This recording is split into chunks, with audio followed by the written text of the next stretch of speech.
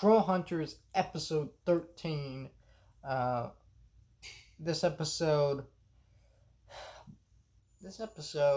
is about Claire going into the Darklands, and then they're kind of set up to the season finale, which it's interesting that this is the setup to the season finale because this is the beginning of the arc that leads to the season finale. But it very obviously has some very obvious foreshadowing.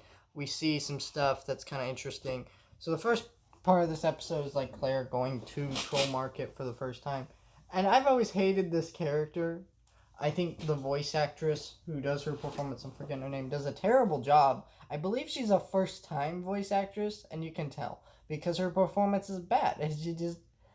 It's the same tone for everything. It's just bad.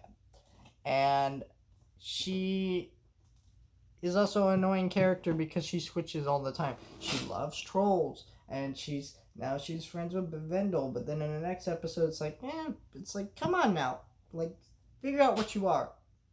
Even her design as a character is kind of like that. If you look at her design, she looks like a punk rock girl, but then she's not. She's kind of a nerdy, smart girl who's into, like, theater arts and stuff. Like, she can't decide.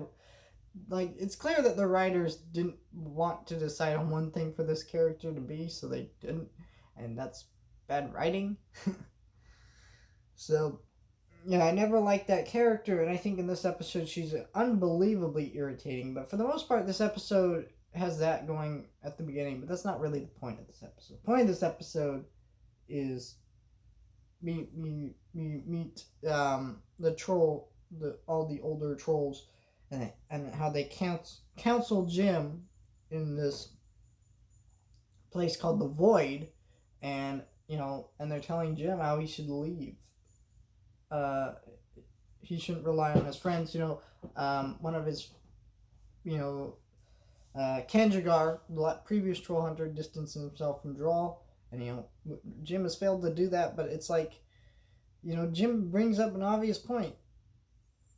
Do you think the reason I'm still alive is probably because I didn't distance myself from people? I'm relying on my friends, and it's probably true. I mean, it isn't probably true. We have seen enough evidence in the show that it's true, but they're also trying to convince him that he needs to just go alone, and you can kind of see how that leads to his decision that he makes at the end of the season, which I won't spoil because we'll be talking about that when we get there. But yeah, I think this episode is a really great episode for that reason.